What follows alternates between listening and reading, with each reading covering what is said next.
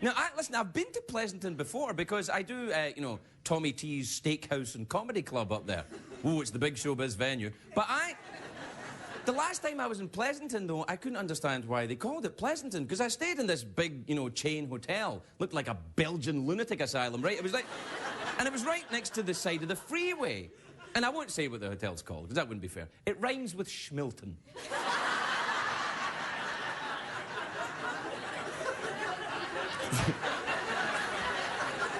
Borderline legal trouble, I don't know. No, it was terrible, this hotel that I stayed in before, though. It was like, imagine if you were sent to jail for 23 days and then sent home after 1 day and then back to the jail again.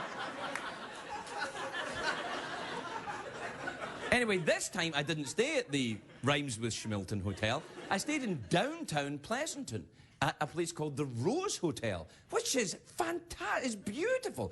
Frankly, it was too good for me to be in it. That's really how I felt. I thought this hotel is way too nice for me to be in. And it's owned by John Madden. You know John Madden, the NFL coach and the broadcaster? And when you check in at the front desk and say, "Here's a key, go up those stairs, spin to the right, punch it in, turn it left, boom, you're in your room, right there, like that." It's great, though.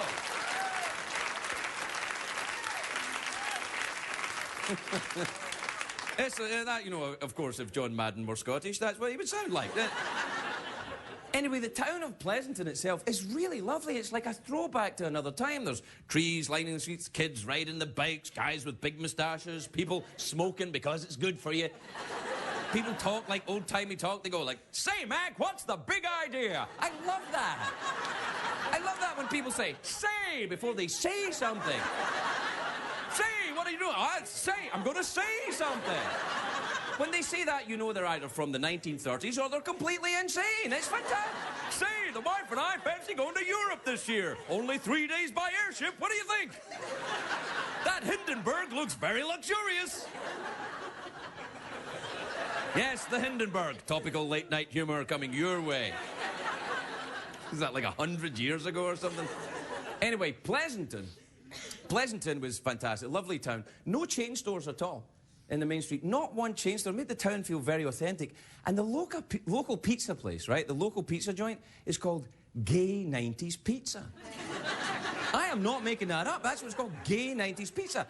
Now, I thought, putting pineapple on your pizza was gay, but apparently not. That's just Hawaiian. So I go... It's a whole different thing. But no, it is. But this Gay 90s pizza was really good. I had one slice of the gay pizza. I was ready to go antiquing.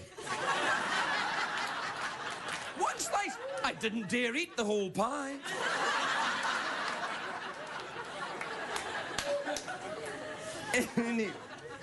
So I'm walking down Pleasanton, right? I'm walking down the main street. It's a beautiful town. If you get a chance to go there, go. And I saw this big neon sign, Dean's Diner, right? An old school diner, Dean's Diner. And it's closed, but it's a big neon sign, but it was closed because they only open, it's old school, they open for breakfast and lunch. So they close at 2:30 in the afternoon.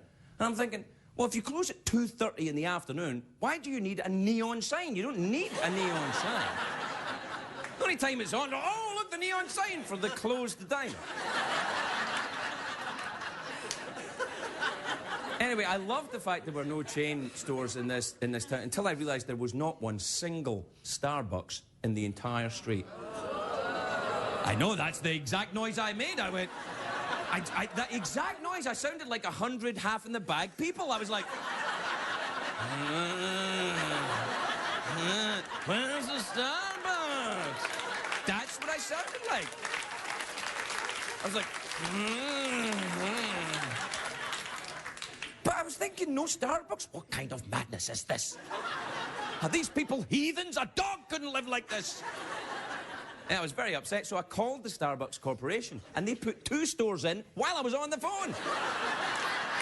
The hardware store is now a Starbucks. Pleasanton is, in fact, now called Starbuckia. And the 3 schools have been renamed Venti, Grande, and Frappuccino. The whole place is turned over. Anyway, I love this town. It reminded me of a more innocent time, before everything was ruined by iPods and big corporations, Except for the CBS Corporation, obviously, which is your friend. Please buy the products advertised. I was surprised, because I'm up there, and, you know, I was surprised anyone in Pleasanton even knew who I was, because I can't imagine them watching TV. You know, I imagine them gathered round the radio, you know, they were like... That was the latest from a young whippersnapper named Elvis Presley, a fine example for America's youth, a clean-cut young man who never takes drugs. There's one chap you'll never see in a big glittery cape eating fried peanut butter and bacon sandwiches. What the hell am I talking about? Oh, yeah, the Pleasanton. Right, so... After you do, you know, after you go out of L.A. for a weekend and you're in a great small town like that, it's always a bit of a culture shock coming back to L.A. Because, you know, people from other towns look down on L.A. Well, people in L.A. look down on L.A., really. There's absolutely no civic pride in this. We don't even have an NFL franchise here. There's no civic pride in L.A. unless you're in a gang, maybe. The only time I ever heard any civic... Remember, the only time I ever heard civic pride... Frank Sinatra once had a song, L.A. is my lady. Remember the song? It wasn't one of his most famous songs. It was, you know... Ring-a-ding-ding, Rudy toot-toot, L.A. is my lady. Something like that. But he sang about a lot of songs, Frank. You know, my kind of town. Insert your local town here. My kind of town. Poughkeepsie, Poughkeepsie, I got a little bit teepsy.